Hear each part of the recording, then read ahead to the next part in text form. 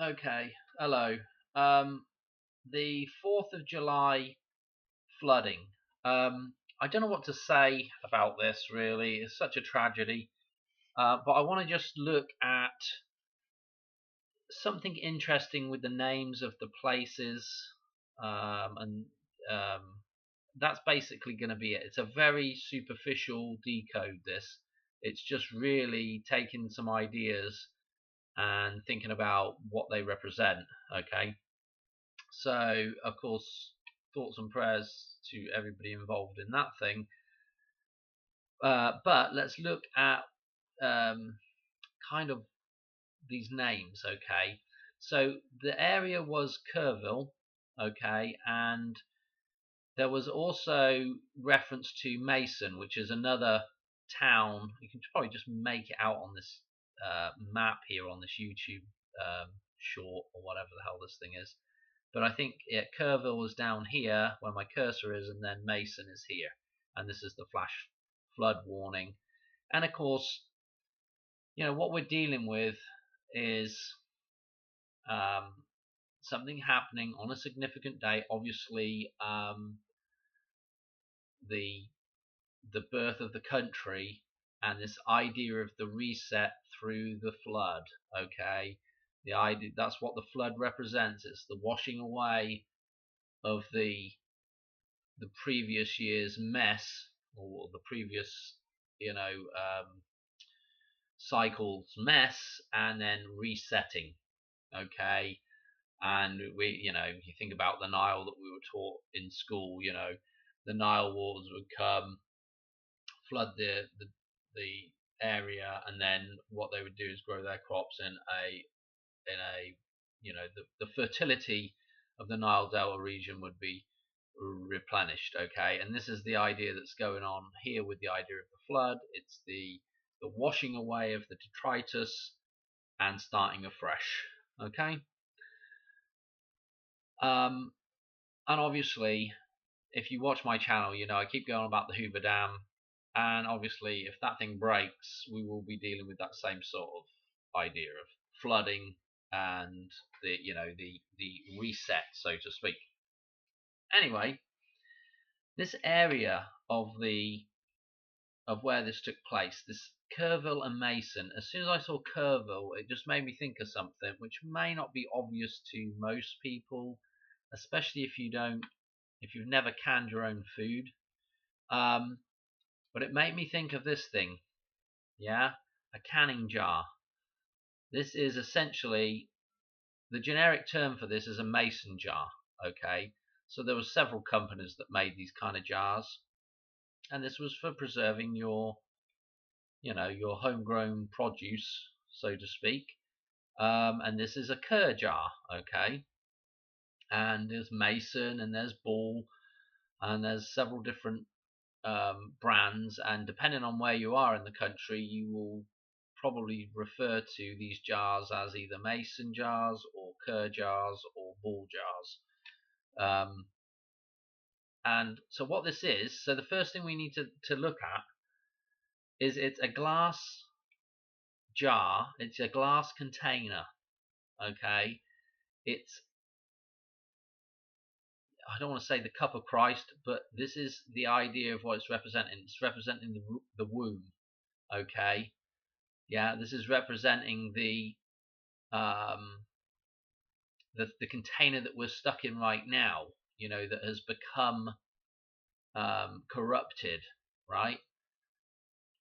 Just like the idea of being stuck in Lake Mead behind the Hoover Dam. That thing has to break open, and so we have a flood in Kerrville. Like the water or whatever was in this jar has exited the jar. Okay, it's a birthing thing.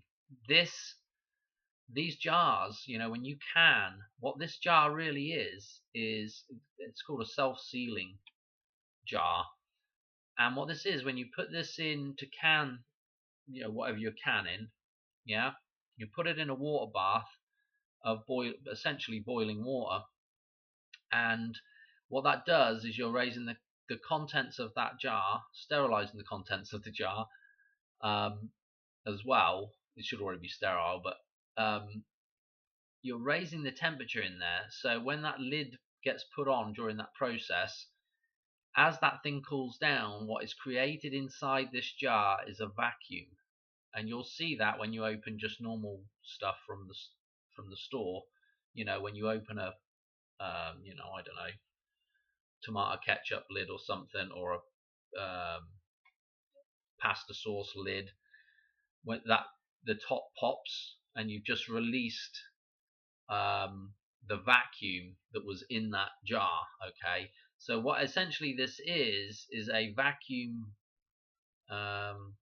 self-sealing jar. A vacuum is created in this jar to preserve whatever's in there. Okay, the vacuum.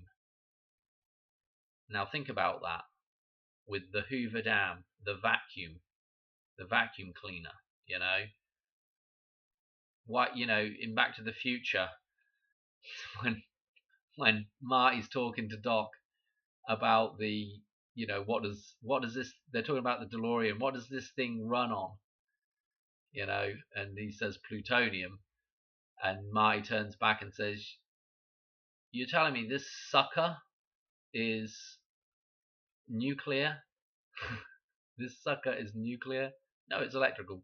But the references, when you start looking for the references to the vacuum or the vacuum cleaner, you start seeing things like that in Back to the Future. This sucker. Okay, and you'll see it in other films as well where they say sucker. Could be a reference to the vacuum cleaner. Anyway, so this jar, again, depending on what you're looking at, it's a mason jar, and that area with the that area with Mason and Kerrville referenced. I'm sure to me on the this is this sort of the generalized decode for the thing. Okay, obviously you can get into looking at numbers between people with the name Kerr and everything else, but really that's what we're talking about. I think this idea of a glass container that contains a liquid. Yeah, the idea of the glass window again, breaking out of that glass, breaking through that glass window to be reborn, and then here we are, Kerr jar, ball jar. Okay, mason jar. Okay, there's gonna be some comments now, won't there, about masons and all the rest of it, but I'll tell you one other interesting thing, but it's not actually the right river. That the river that they're talking about was the Guadalupe, maybe, I think it was, which is running, I think, down, it's running between Austin and San Antonio, and it reminded me of a river that I looked at before, which ties back to the Hoover Dam, which is just a little bit north of that river, and I think it's still running between Austin and San Antonio, down to the Gulf, the Gulf of America. That river is the Colorado, but it's not the Colorado that fills up Lake Mead.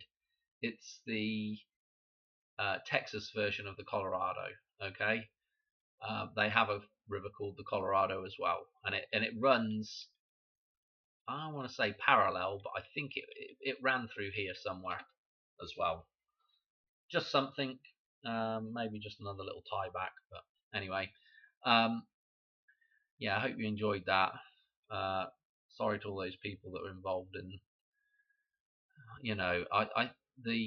the weather manipulation is just off the charts, and in fact, I wonder how many of these big tornadoes. I live not very far away from Joplin, and that big tornado that went through Joplin, I'm just wondering how many of these big events, big weather events now, are actually really man-made ones. It does make you think when you see them, when you see them doing all this trailing and everything. It does make you think. The mindset of people that do, if that's what really happened there, if that was really to drop like a, I think it was almost a foot of rain in an hour in one spot. When you see that kind of thing happening, you have to wonder about the mentality of the people that are doing that. You know, there's something not right in the head, and that's the problem with the whole system. Everything is so corrupted, and for whatever reason, people, I don't know. It's so difficult to get your head wrapped around what the hell is going on in people's minds. Anyway, I'm going to leave it there because I'm just waffling. All right, that's another video done. I'm not going to actually do any numbers on that whole thing. It was just the fact that 4th of July flooding, connecting back to Hoover again. Yeah. So yeah, hope you enjoyed that one. And again, actually, I just mentioned something on the end of this video because I was talking to somebody else in the comments, and they mentioned COVID-19. Ooh, I don't know if I can mention that, but again with the pi with the 19. And again, if I tie that back to that last video about 319, obviously C19, yeah, which it was referred to as, it's like another double pi reference. So you got the C becoming the 3, so you got 319. Flip that, that's a pi, and then the 19 by itself is a pi, and then of course the people that were in charge of that whole operation, the Who, obviously is our tie back with the Hoover again, yeah, with the Hoover Dam. Just thought I better mention that somewhere in a video. It's in the comments of that Vietnam 19 vid that I did. So anyway, yeah, thoughts and prayers out to those people affected by that. But man, you just got to wonder what is the thought process behind all of this trailing. Don't know. Anyway, thanks for watching. All right, catch you on another one soon. All right, cheers, bye.